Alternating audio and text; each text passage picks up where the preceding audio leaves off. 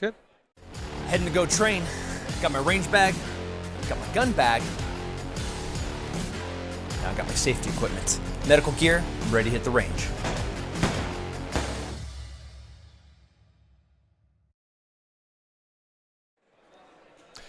Hey folks, welcome back. We are here now in the concealedcarry.com broadcast booth, sponsored by 511 Tactical.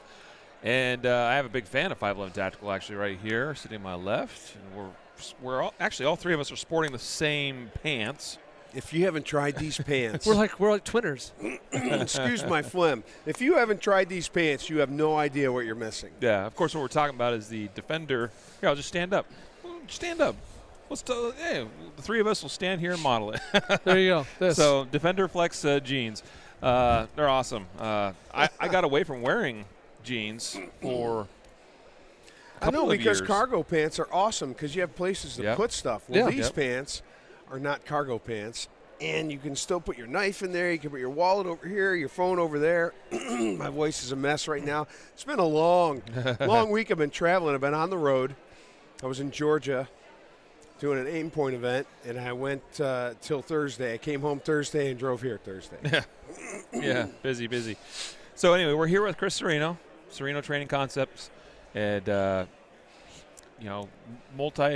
multi-appearance guy on Top Shot. Yeah, I've done a lot of cool things. Two-time runner-up, that is, which I thought I appreciate your perspective when we were talking about that one time. You're like, nobody remembers it necessarily sometimes who won, but they definitely remember the fact that you finished twice, in second. Yeah, that's one of the things. People are pretty familiar with me because I've been on so many episodes, and season 1 all the way to the end, All-Stars all the way to the end. Yeah, that'd be awesome. It's coming. Mas agua. I'm going to get you some water. Por favor, senor. So You guys are awesome. You had me on your radio show, Yep. on your podcast, from my basement. Yep. And last year I worked with you guys, did a thing, and I didn't know how awesome you were, but now I do. And I'm glad to be here. thanks, man. Well, yeah, that was a nice compliment.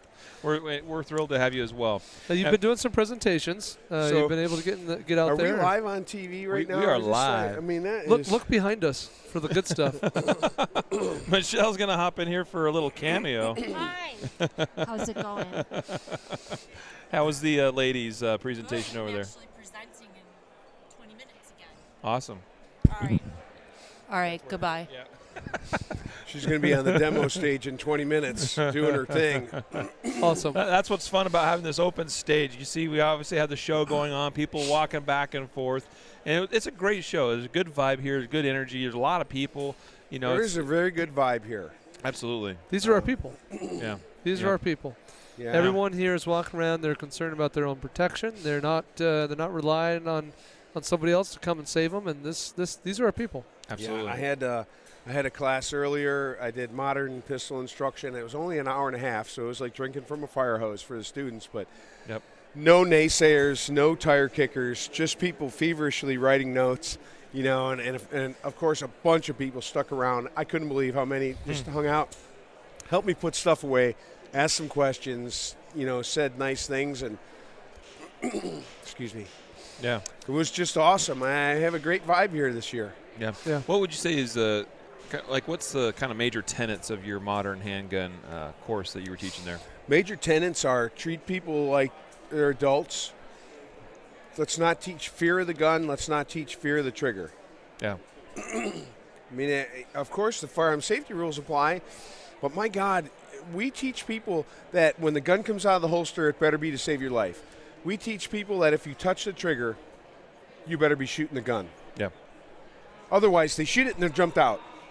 Right. The problem is when they touch the trigger, all they ever do is shoot the gun. I touch the trigger a lot of times in matches too. We're shooting, bop, bop, bop, bop, bop, targets facing and turning. I'm touching the trigger, waiting for timing Right. to shoot. Guys, we've got to teach people that it's okay to touch the trigger, that the gun doesn't have to go off just because you touch a trigger. Just because you come through the slack to the pressure wall doesn't mean that the gun has to go off. Just because you build 1 or 2 pounds on a standard gun trigger, not Right. talking about a light trigger. Just because you build a couple pounds on the trigger Doesn't mean the gun has to go off. You can change your mind. The backdrop can change. The scene can change. The bad guy can drop the knife. He can turn and run. A lot of things. And I know we have defenses for, just in case somebody drops a knife the instant I shoot him. That's his bad luck. I mean, you shouldn't have pulled a knife on me in the first place. But we have to make good decisions, conscious decisions. I fire the gun. Deadly force is a conscious decision. I fire the gun when I want to fire it. Just because I touch a trigger doesn't mean it go off. Just because the gun comes out of the holster doesn't mean I have to use the gun. All those things. So those are like that's one of my big tenets is teaching big boy rules. And I'm sorry, I'm dominating conversation. Go ahead. No, you're good. I think this is a really great important, right? point. Because unfortunately, I think we fall sometimes into the trap as instructors of thinking that we have to teach absolutes. Right. Because an absolute is easier to understand, or it makes me feel more powerful when I'm up there and I'm like, hey, if this, then this. Right. Right? It's not true. No, there's very few absolutes. Yeah, well, I try not to use always and never. Yeah. Because I like to think I'm never going to eat dog poop. But I have not been on Naked and Afraid yet. So, I mean, that could happen. You can't say Michelle never do it do with this, you? never do that. Would Michelle do it with you? Naked and Afraid? Yeah. Man, if we could both go on Naked and Afraid just to lose like 20 pounds each, it'd be awesome. Can you imagine the transformation? But the world doesn't want to see that. That's But you're gross. looking good, brother. Yeah, I'm awesome. Other than this freaking thing I got in my head and my lungs, I feel fantastic. I'm glad to see you guys. Yeah. I like you guys. I don't know why yet. I think it's because you have an open mind, and I can see you thinking. I see you guys are pragmatic in your approach, and you think. I'd like to think so. I need to get to a class of yours at some point, so Yeah. we'll try to make that work. Our managing editor, Josh, was in one of your classes Big late Josh. last year, and he thoroughly enjoyed it. Came away from that learning a lot. So obviously, you know how to the instruct. stuff I teach is like food for the soul. It's like stuff you take away that you take for years and years. Like I have people that I've trained 15 plus years ago that still come to me and say, man, I heard your voice the other day, or I did this, or man, look at this target, and they show me stuff, and I'm like, wow, how do you do that? Because I'm not that good. I work very hard for what I have. Well, you guys are smart. You're intellectual people. That's why you do all this fancy radio stuff. But I'm telling you, I'm not smart. I'm not a smart man, Jenny, but I know what love is. Yeah. Forrest Gump. Classic. Forrest Gump, right. So I work very hard for what I get. But when I get students, like Josh, I asked him, I said, Josh, how's your shooting going? He goes, man, it's actually really good. Because he struggled when he came in. He had preconceived notions. People had told him stuff that maybe was. See, I'm like the instructor that gives you permission. Like, I always thought that I should do this. So you should try it. I'm that guy that says, well, you should try it. Well, somebody told me I should never do this. And I'm like, well, I think it's a great technique sometimes for, excuse my sinus. Watch this. Okay, here we go. So I have the cone of knowledge, and I showed it in class today. The cone of knowledge is like an ice cream cone. At the bottom where it's very narrow are principles. My logo on my shirt when I'm wearing it says principles, tactics, and techniques. Principles are at the bottoms. That's where the cone is most narrow. Basic truths that never change. As long as we're accomplishing the principle, then okay, whatever you're doing is fine, unless there's a better way. So then there's tactics. Tactics are up here. Principles, tactics. Yeah. Tactics are pre-planned actions designed to achieve a goal. So designed to achieve the principal idea. So, how do you put your gun back in the battery? Well, there are 3 different tactics, to do it. You can use the slide lock lever. You can use grip and rip over the top. You can use pinch and pull from behind. And then there's techniques, Here's a technique. Well, when I grip and rip, I actually push the pistol away. When I pinch and pull, I slingshot like I'm really pushing the pistol away from me. When I use the slide lock lever, my technique is to stage my thumb on the slide lock lever so as it collapses, I'm hitting that lever at the same time. So techniques are up here. Techniques are the buttholes of the cone of knowledge. Everybody has one and nobody thinks there's stinks. Yeah. So you got principles, tactics, and techniques. And the farther you get away from the principal idea, the more flavor of the day it becomes. Yeah. And I believe that you should have several tactics And you should have a bunch of different techniques because everybody's different. Everybody's physiology is different. And here I go again, dominating conversation. But, not everybody has my hand strength. Not everybody has my upper body strength. Not everybody sees what I see. And not everybody feels what I feel. So you got to be able to adapt to the shooter. Well, I like that, Chris, because I think a lot of us get very dogmatic about the way it has to be done. And we forget that the objective is not to do it this way. The objective is to get the shot on target. Put the hits on target. Yeah. And so, we forget what the true objective is, and so we get tied up. Smart. No, you invented the Conan knowledge. I'm just like I'm just repeating what you said, bro. Yeah, but you're so smart by foreseeing it that way. We forget. We get dogmatic, and we forget what the objective is. We forget what the principal idea was. Because we want people to do it our way. Right. And like I said in class today, I said, okay, here's a question you got to ask as an instructor. Do I like it because I can make it work? Or do I like it because I can get other people to make it work? Like I loan out guns in classes all the time because I have so many new shooters. Hey, Jeff. I get so many new shooters. And so I am a big fan of the M&P pistol. Yeah. I loan out gun. everything. But I have great results from the M&P. I can put that in somebody's hands and get good results. I can put an Apex trigger kit in an M&P and get better results from a shooter than I can putting an Apex trigger in something else. Sure. So I like M&Ps, but I also like how the results I get from other people. Yeah. Now, if somebody takes the other guns and says, well, I like the way this feels, I want to shoot this, I could care less. Bonus. As long as they shoot well with it. Right. So you got to ask yourself, do you like it? For you or for them? Yeah. And this is certainly where, I know our thinking in this aligns as far as being principle focused, right? Because you do find that there are some techniques. There are some things that fall. You're going to steal the Conan knowledge. Totally stealing it, dude. There's certain things that people do that fall outside. That's why the Conan's got to get narrower, right? Because there's certain techniques and things that are going to fall outside that principle. They don't actually and shoot the principle. It's probably not as, it doesn't have the value of other techniques. Right, and the closer we can stay, so if the tactic is close to the principle and the technique is close, that's fine. But, man, we get this wild-ass stuff that gets way outside on the Conan knowledge, and it's like, whoa, wait a minute. What are we trying to accomplish here? And we all know that the best part of an ice cream cone is that core nucleus. All the ice cream when you dips get down to the bottom there. of the dum-dum, what do they call them? Drumsticks. Yeah. That's where the chocolate is to keep the ice cream from melting out. Yeah, everyone knows that. Yeah. Now, you taught another class here this week about long guns and home defense. Yeah. You are so focused. I love the way you guys know what you're doing. He's the most complimentary guest we've had all weekend. We're going to have him on more. You make me feel good. Well, I love to do TV. I think everybody knows that. I love the camera. Sure. The camera doesn't necessarily love me. But I love how you guys can just keep it going in the right direction. You're like, yeah, so let's talk about this long guns and for home defense use. Carry on. Well, you're such a good guy. So here's my thing. So I'm coming with a couple of I'll call them industry cliches, and I want you to respond to these cliches. So one of the cliches is something along the lines of, well, I use my handgun to fight my way to my big gun. My rifle. My rifle. We hear that a lot. So in the context of home defense, I want you to talk about that one. And the other one I'm thinking of is just this general sense that the rifle maybe is going to have too much power, over penetration. In the home, it's going to go through walls and stuff, and that's bad. Yeah, both are screwball ideas. I mean, if I'm in a prolonged gunfight, especially as a patrol officer on the road, I'm going to try to get to my rifle.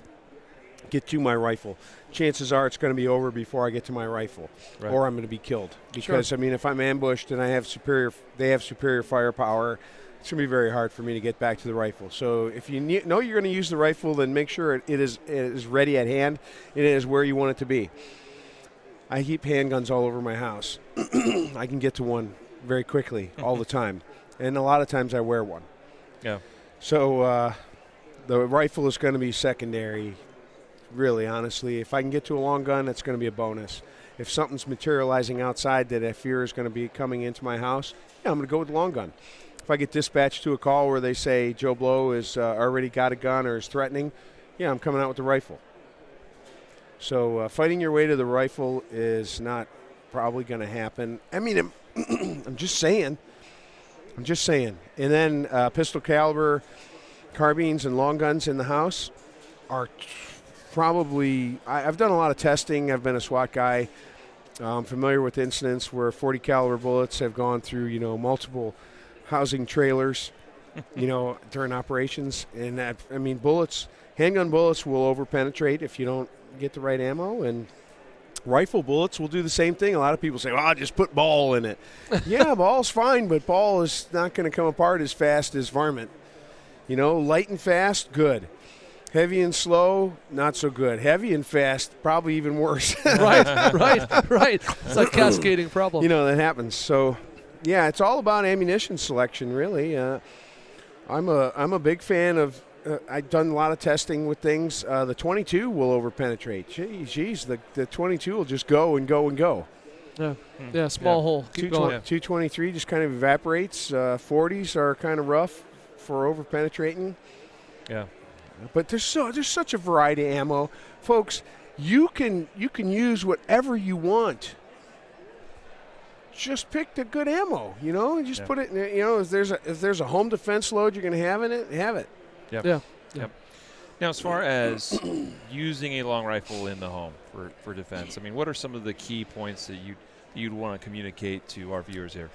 Well, it's a dedicated weapon system. There's no doubt about it. And I hate to say weapon. It's a dedicated platform. The AR is much like shooting a 1911. When I present the 1911, safety's off. Right. When I'm off sights, I'm off trigger, and I'm on safe. Same with the AR. When an AR comes up, the AR comes off safe.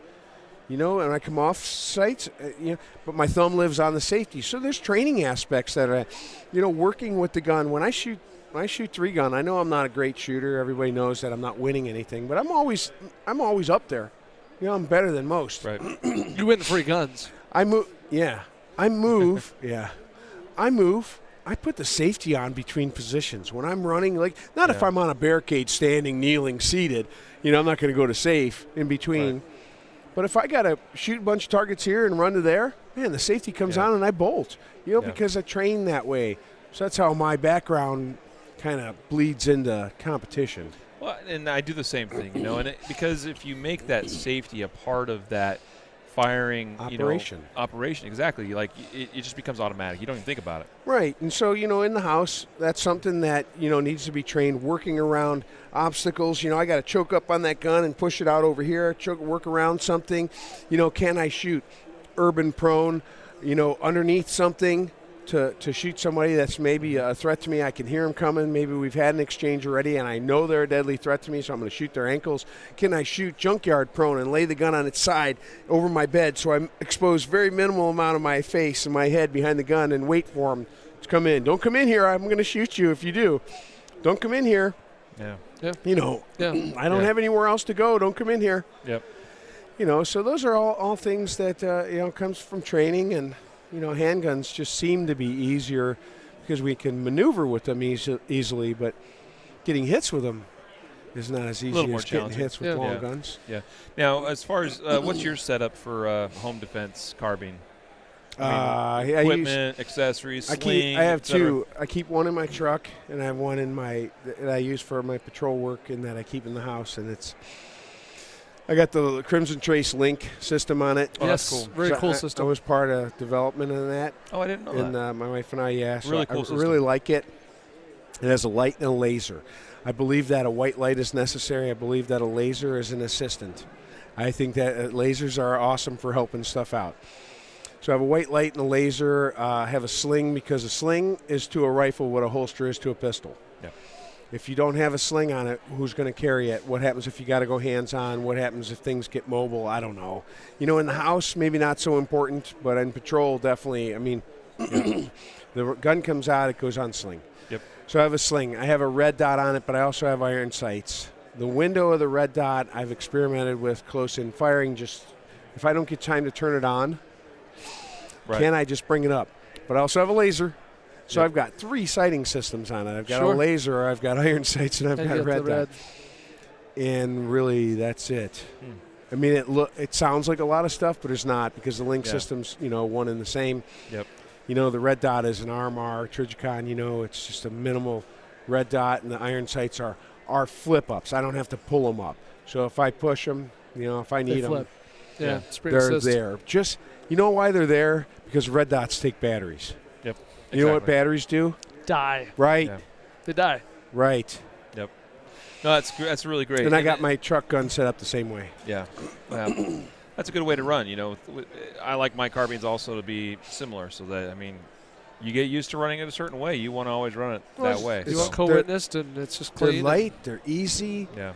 they're violent. Now I have I got one of the things that people need to know about is in the home and working in close quarters and working around patrol is I have a barking spider on the front of mine, which is the directional muzzle Yep. device. Yep. It's not a muzzle brake, it's a directional device. It's kind of a brake because the gases do get kind of trapped up in it and it filters them out, but that is cool because I can tell you that we've used them. Michelle and I have used those barking spider directional devices hunting coyotes.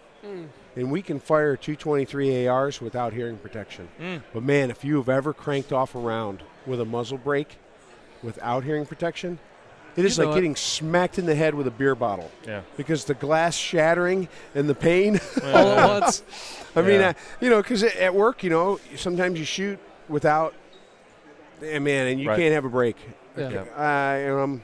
Yeah. Yep. Yeah. I agree. I was going to ask. Oh, sorry. No, go for it. I was going to ask your thought on PCCs, pistol caliber carbines. just You got mentioned one. it. Did you? Yeah. I got my A first. couple weeks ago. I got my first one I'm getting maybe a another year one. ago, and I got a second one recently, and now I'm looking for a third one. And for me, it's a real cheap way to do some carbine work.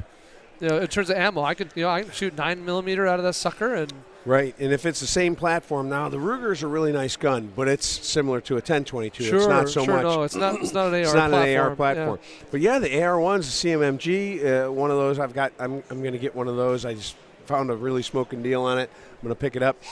I've got the SIG MPX that I really like. Yeah, great gun. I think pistol caliber carbines are not only a great choice for practice, but I think they're a great choice for home defense. Yeah. I mean, what a cool thing, you know, put the right ammo in it. Yep. And use it. I mean, of course, if you're like I'm in a house and my neighbors are X yards away, you know, 20 yards away on either side, I'm not really concerned about over penetration, but I have seen handgun bullets come through the side of the house, you know, in SWAT operations while people were inside firing. Sure. And when that comes out of the side of the house, it makes your butt pucker up.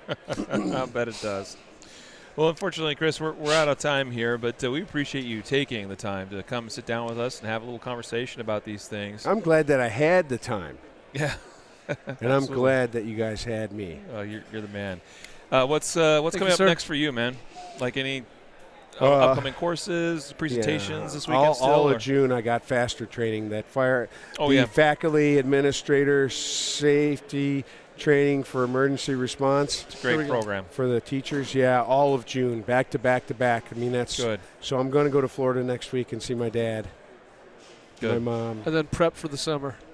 and then I'm just going to roll into it. Yeah, Nice. It's hard. It's hard on a fellow my age. I'm gonna be 50 this year, you know. Well, folks, So, again, yeah. Chris, thank you so much. We wish you the best of luck in upcoming weeks and months and years, and we look forward to seeing you again very soon. Guys, we're going to take a short break, and in a little bit, we'll be back here with John Lovell. Should be a good time of Warrior Poet Society. So we'll see you right back here. If you go stand out on the sidewalk and look at your home, even cross the street and look at your home, what do you see? Because this is what the potential criminal sees. Now, you never know where you're going to be and when the threat is going to arrive or strike. So safe rooms are something you need to think about strategically in terms of their placement in the house. We're going to talk about the differences between these guns and why you might choose certain guns for different circumstances. You probably have a bed frame, you have maybe a small love seat or a small sofa. Those are all things that certainly provide a certain level of concealment, but probably not good cover. Let's talk about 5 fundamentals of home defense. These are really basic principles, but this should govern almost everything that we do as it relates to our home defense. First, it starts with be armed. Threat! Threat! Threat! Even in your own home, you should be armed. Put your hands down! Put your hands down! Moving. Stop! Moving. If you don't have good communication, a lot of the advantages that come with having a team fall apart. Hands! Back in.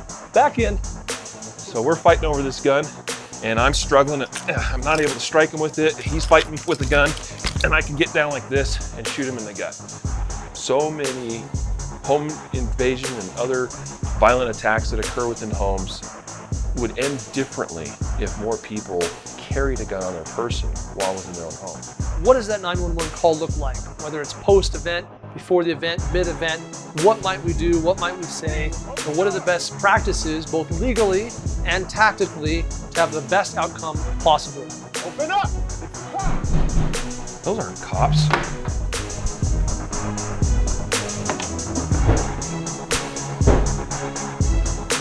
Who are you? The cop! No, you're not. Don't come in. I'm armed.